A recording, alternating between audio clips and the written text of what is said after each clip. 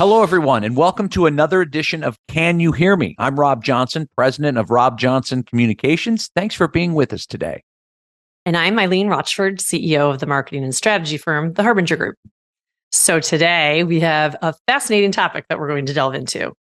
That's the world of generative AI and the potential threats that it poses to brands and leaders.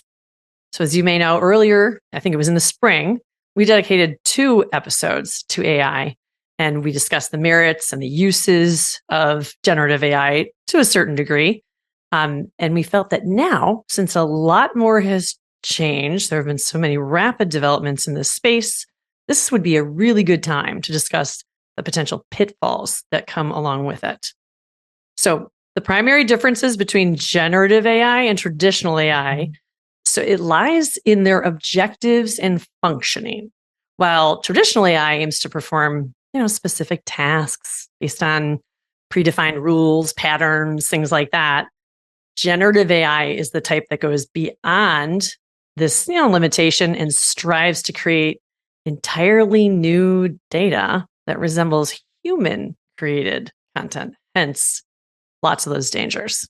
That's right. And as you just mentioned, the technology developing at such a rapid pace, and there's no doubt it's changing the way we live, work, and interact. But with great power comes great responsibility, and that's what we're going to be discussing today. And joining us for the conversation is an expert in the field, Sid Bose. Sid is the chair of the Technology, Privacy, and Cybersecurity Risk Practice at ICE Miller. Welcome to the podcast, Sid. Thanks for joining us. Hi, Rob. Hi, Eileen. Thank you so much for having me. I appreciate having the conversation with you. Looking forward to this. Welcome. We're delighted to have you. Do you want to kick off, Sid, by telling us a little bit about you and your unique expertise in this area? Absolutely. So this is a fascinating space. I'm sure everyone who's listening can appreciate. So for a little bit of background, I came to this space. I've been an attorney for 9 years now. Prior to that, I spent close to a decade in IT myself. So I went from literally one dark side to the other. And a lot of what I do in the course of my legal profession is really bridging the gap between the tech side and the legal side. And so this, as you can imagine, is a fascinating space because it's moving so fast, it's changing so quickly, and so much of it is so ambiguous and unclear. And it's just a fun space to be in. So I'm excited to have this conversation with you today. You have some really unique credentials. I don't think there are many people, who can say that they've been in both of those worlds. So we're delighted to have you, and I can't wait to hear. We have the right person here. Yeah. Delighted. So do you mind, we're just going to set the stage again. As we referred to a bit earlier, generative AI, that's the type that can create content like text, images, videos. It's, as you've mentioned, Sid, exploding. It's used for lots of applications, from creative writing to graphic design to video generation, all kinds of things that brands do actively in large volumes all over social media and in digital marketing in general. So, Sid, from where you sit, can you shed some light on the potential threats that generative AI poses to brands and executives? Yeah, absolutely. So at the first and foremost, I think we've just only scratched the surface on what generative AI can do. But in terms of risks and challenges for organizations, for businesses, for brands and leaders, one of the most common things that we're talking about is things like impersonation and deep fakes, right? All of a sudden you see your brand or your image or your likeness being used in a manner that's being attributed to you, but is actually false, right? Or is creating an attribution that you actually had nothing to do with. And so I think that is some of the growing threats that a lot of organizations and brands and leaders are seeing is, what happens if someone takes my logo? What happens if someone takes my face, creates a deep fake video, and all of a sudden it has me saying or doing something that I did not actually do. And as a result of that, I'm being, vilified, or all of a sudden I am public enemy number one. Those are sort of the big challenges that are coming out of the use of generative AI here. And are you seeing this now in your practice? Absolutely, absolutely. And I think it's becoming a growing campaign. I think a lot of organizations are dealing with deep fakes, if you will. I think just a few months ago, we saw images being circulated of individuals in precarious situations. The FBI, for example, has issued a public advisory going back in June of this year, talking about how malicious actors are exploiting people's photos to create explicit content and all of a sudden engaging in sextortion schemes. So these are definitely at the forefront, and there's a lot of organizations, individuals, and businesses certainly being victimized by it. And you really brought up something interesting there, because I was talking to somebody recently who told the story of somebody who paid one of those sextortion, ransom demands, Yep. as they had taken somebody's picture off of their phone, like you're in front of your phone, right? So they could make up whatever they wanted to, and this person was like, they can't afford to go back and forth and then to say that it's not real and it's AI generated and that sort of thing. And it's really frightening if you think about it. And something else I want to bring up as well, because this is when it kind of came to my attention, was, say, voice cloning. And we do a lot of content creation for clients. Eileen and I have a common client that we do a lot of work with. And the guy who's a brilliant editor is like, listen, I've been able to clone your voices, clone my voice and clone the host's voice of a program that we work on. And right now it missed the inflection. It was clearly my voice, but it was very normal and staid and that sort of thing. But you got to realize AI is developing so quickly here. It won't be long before they can get the cadence and the inflection correct. And so what keeps people from causing, real trouble, or saying that I made some horrible statement that I didn't make? That's scary. Sid, I'm wondering, from a legal protection standpoint, what can people do? That's a great question. And I hate to give you the lawyer answer of it depends, but there's a lot of things that are happening right now. And I think to some extent, I'll be candid, I think the law has not quite caught up to what generative AI does and the threats it presents. So setting that aside, there are laws that are already out there that can protect some organizations and individuals, right? So let's say if you are a business and you have a brand and there is somebody out there impersonating your brand, there are trademark laws, for example, that you can leverage against someone who's basically passing away counterfeit products or counterfeit services using, let's say, a generative AI developed logo.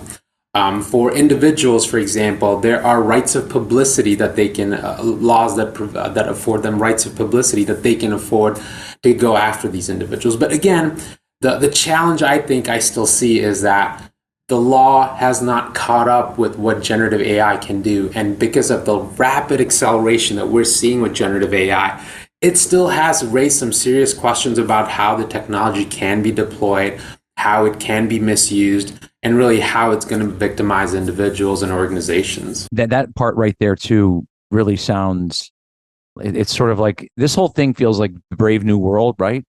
But then all of a sudden, the thing you were talking about, the courts haven't caught up to it yet. Like, walk us down that road. What does it look like? Well, that's a tough question, and this is the point where I wish I had a magic or a crystal ball to be able to tell me what that looks like.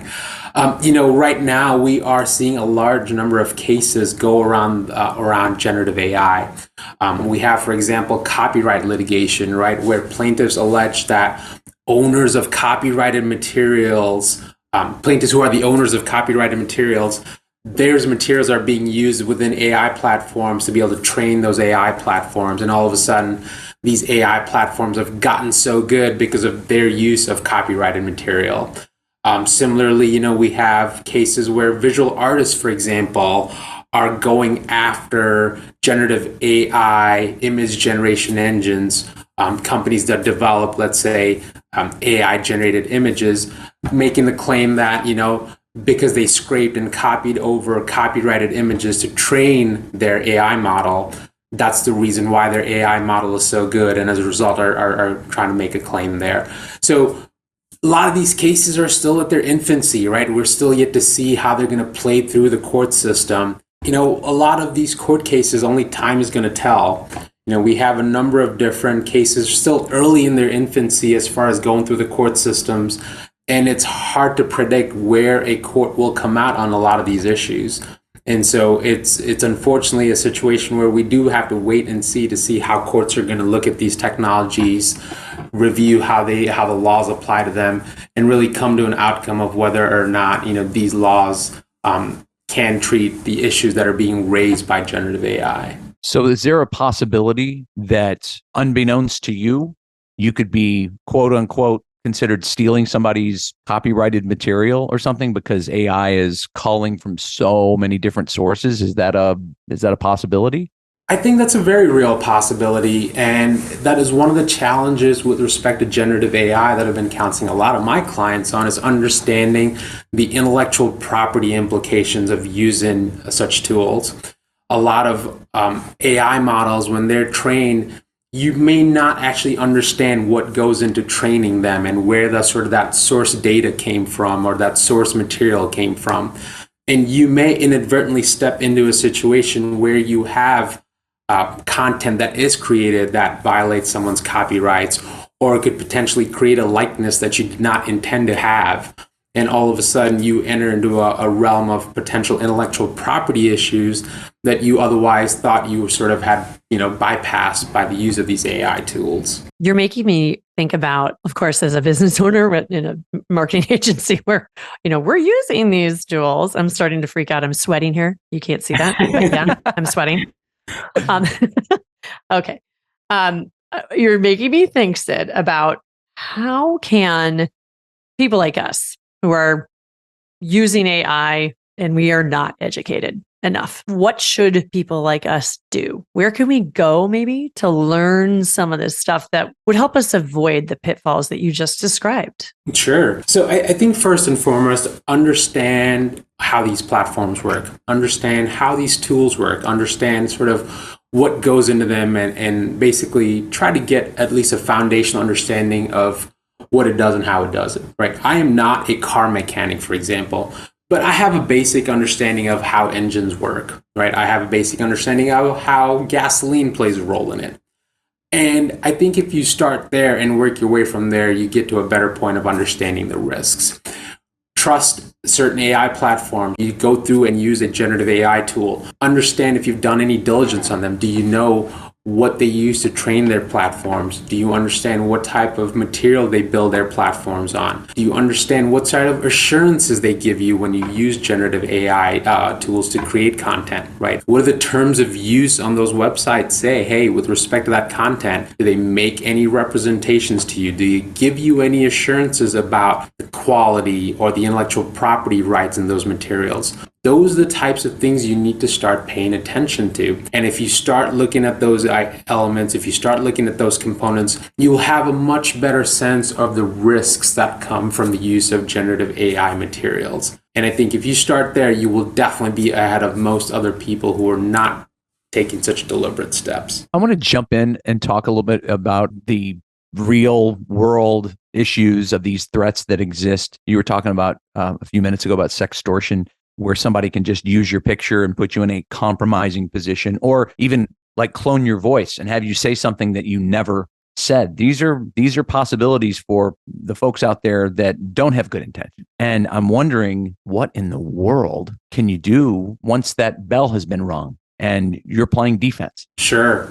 That's a really tough question, and I certainly sympathize with all the individuals that have been victimized by this. But, if you ever look at the public service announcement that came out from the FBI, especially, they see an uptick in these sextortion schemes, right? The concept that, malicious actors use manipulation technologies or generative AI to take, seemingly innocuous photos, use your face, use pictures of you, and then take that material and develop sexually themed images, right?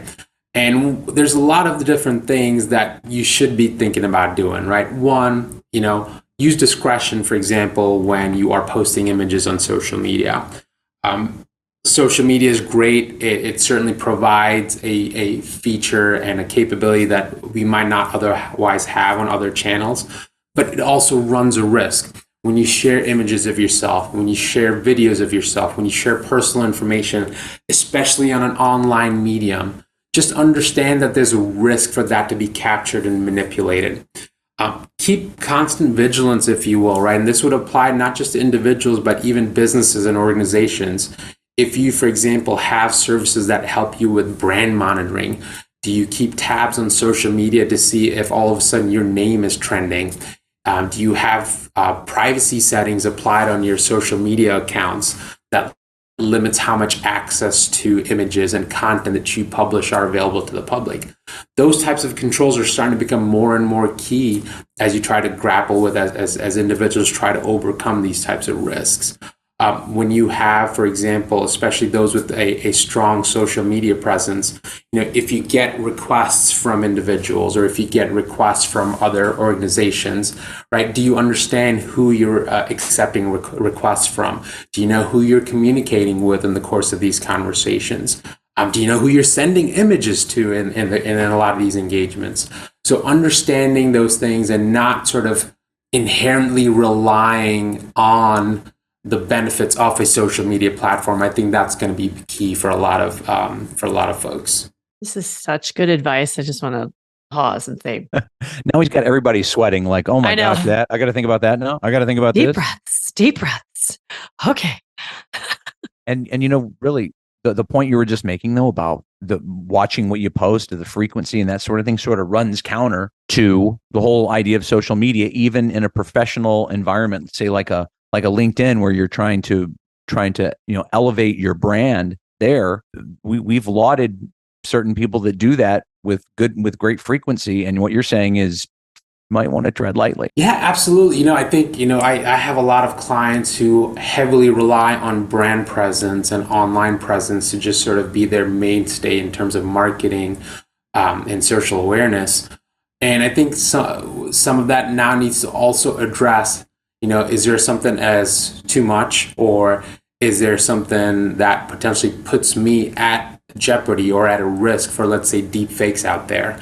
And that's going to have to start becoming consideration for a lot of organizations and individuals that really rely on an online presence for a lot of what they do. That's a whole other lens to bring to it. The how could this be twisted against us lens, and therefore perhaps we shouldn't put it out. That's a keen observation, and one that I hope our listeners are getting, because I honestly said, I don't think that I have been thinking along those lines. So I appreciate that guidance. It's excellent. And, I struggle with that too. So a quick little anecdote. One of the things, my daughter has the unfortunate luck of having a privacy lawyer for a dad. And the poor he thing. wants to get on social media, I always ask her to read the privacy policy for me and explain it to me, because I want her to go into it knowing and understanding the risks. And I don't know if this is merely a generational issue or just, something else at play. But what's interesting to me is that she says, yes, that's okay. I'm fine with this information about me. I'm fine with people knowing this about me. And I find that really fascinating. And I also teach a class on cybersecurity at the Indiana University and talk to my students about a similar thing. And what I found out is privacy, for example, means different things to different people. And I think if you sort of look at it from that lens, some people are willing to sort of take on that risk of saying, hey, you know what, I have an extensive online presence and I'm willing to take that risk of potential deep fakes being out there about me, or potential exploitation that arises from my online presence. In exchange for that, I want to have the ability to use social media. I want to have the ability to connect with my friends and my customers and so forth. And so it's a fascinating sort of equation of risk, I think. And, I wouldn't say there's one size fits all, but you need to start thinking about whether or not you want to take that step and have that presence, and what are the risks that run with it. Mm-hmm. You have me thinking along the lines of, so everyone's so excited about this and we're dying to use it because it's a fun new tool, right? All these different applications that are being thrown at us, and it's fun. It's kind of creating some energy at work again for us, that's for sure. But your note of caution is so critical, because this is not the equivalent of just Google, which is now a way of life.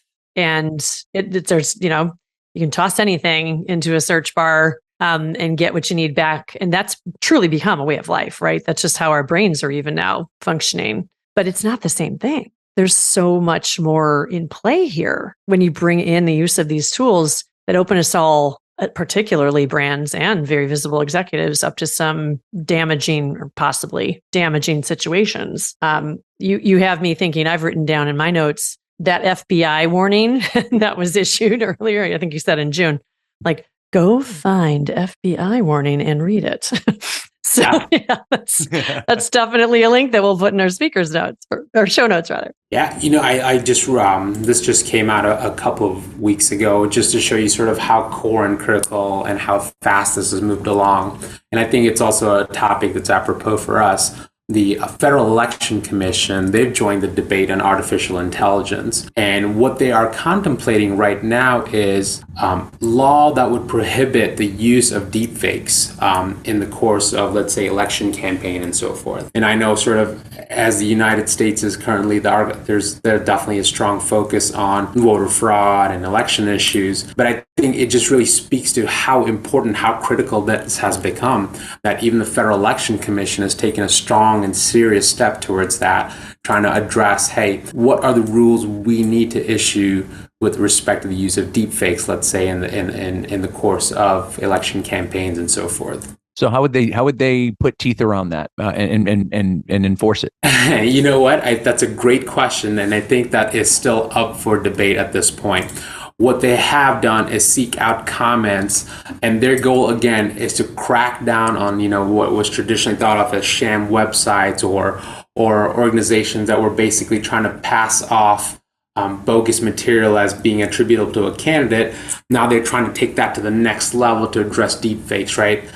You don't want to have a particular candidate all of a sudden have a video showing them saying crazy things or doing things that they would not normally do, but being attributed to them nonetheless because the deepfakes are so real. And so what the FEC, the commission, is doing right now is seeking out comments on how to go about drafting this sort of prohibition and what that's going to look like. Now, what's interesting is that there are also First Amendment concerns and issues about creativity that are also rising from there.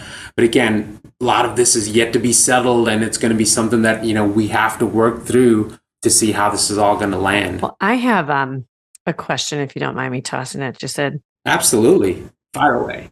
I'm wondering, in your opinion, is it wise for companies, certainly big brands, we'll say like Fortune 1000, is it wise for them to put some protections in place to limit the use of AI by their employees? You know what? I absolutely think it's important for them to start having or have serious conversations about how and when AI is used. When I've been counseling clients on AI issues and challenges that arise, there's sort of about 3 or 4 buckets that I lump the issues into. The first is, a privacy side of things, right? Do you understand, let's say you're an organization that has sensitive data, and in the course of the work that you want to do, you want to use an AI tool to be able to help you do your day-to-day. Are there privacy implications by the use of that AI tool in connection with your sensitive data? That's, an important question to ask. With privacy issues also comes security issues, right? Are you all of a sudden or inadvertently allowing individuals or organizations access to your data that otherwise would not have had access to data? The other thing too I also want to raise is intellectual property concerns, right? And we touched on this earlier with respect to generative AI, but a lot of times the value that these AI tools have is from the fact that they learn from things that they've already done. So if you, for example, are using an AI tool to, let's say, do code reviews for you, right? If you're a software company and you're having the AI tool do review of your software, does the AI tool all of a sudden learn your secret sauce or how your program does what it does? That's a serious concern. And the other area that I think is also important is, and this is probably the biggest that I caution clients on, is the issues of discrimination, right? And what I mean by that is, if you think of an AI tool like a little kid, it does what it does by seeing and learning from its surroundings. So AI tools work on the concept of training, right? So if you feed it good training material, it's going to spit out good results. But sometimes, and inadvertently even, you might end up in a situation where the AI tool is trained on very poor data or poor materials. And as a consequence of that, the outcome when you actually go and use those AI tools is a discriminatory effect or a discriminatory outcome with respect to the results that it spits out. So those, I think, are really important and serious considerations. And for organizations and businesses, having a policy in place, setting the expectation of what you expect employees to understand about AI, when they will use it, when they are prohibited from using it, what contexts they are permitted to use it. I think setting those up front is going to be useful and valuable and can really stave off a lot of potential risks that come from the use of AI tools. That's great advice. Thank you. So, Rob, I know we wanted to ask, I believe, our closing question, which is about looking ahead. But, we've already been told that he doesn't have a crystal ball, which that's just, I was hoping AI is happening so quickly. I was hoping by the end of this taping, he would have had the crystal ball. We should ask the AI and what it thinks. Do you have it yet, Sid? That's a great idea. We'll do that and we'll add it to the show notes. But I am just wondering if you have any closing thoughts about any steps that should be taken to ensure that generative AI is used responsibly. Yeah, it's funny. I had a very similar conversation with my firm's general counsel, and one of the things we always joke about is how the legal profession is sort of on the tail end of technology. And, this is certainly a fascinating area of tech, and it's evolving and proliferating so fast. And being on the bleeding edge of these technologies, it sounds really cool, but it comes with a lot of risks. And I think the best things organizations can do right now is to really start having these conversations and taking deliberate steps to start understanding what these risks are, right? Where am I using it? What am I doing with it? What are the implications for privacy? What are the implications for, is there a discriminatory effect that comes out of it? What happens if I am in a position where someone is impersonating for me? Do I have a plan in place? Do I have a response? How do I go about navigating issues that come out of the use of AI tools? I think starting to have a plan in place and a policy in place and really presenting a position or taking a position on how you want to use AI. I think that's where you start with and go from there. And Eileen, I'm really glad you asked the question about companies maybe being reticent to use it, and then Sid, you're talking about having these conversations, so you're actually thinking about that. This has really been incredible insight, so much food for thought. It's almost overwhelming all the different issues that we raised here, and we're just scratching the surface on this. And I know this chapter and verse, so we really appreciate you joining us. So tell our listeners how they can reach you if they want to engage you or discuss this further. What's the best way to get a hold of you, Sid? Sure, you can go the old traditional route of doing a Google search for me, and I usually pop up pretty easily. But otherwise, I'm at Ice Miller. You can certainly look for me online or email me, sid.bose@icemiller.com. Wonderful. Okay, well, I can't wait to do the show notes for this one, Sid, and you've given me quite a lot of homework. So thank you for that. And that will do it for another episode of Can You Hear Me? I'm Eileen Rochford. And I'm Rob Johnson. We thank you for listening. And remember, you can find Can You Hear Me wherever you get your podcasts: Apple, Spotify, Google Podcasts, and more.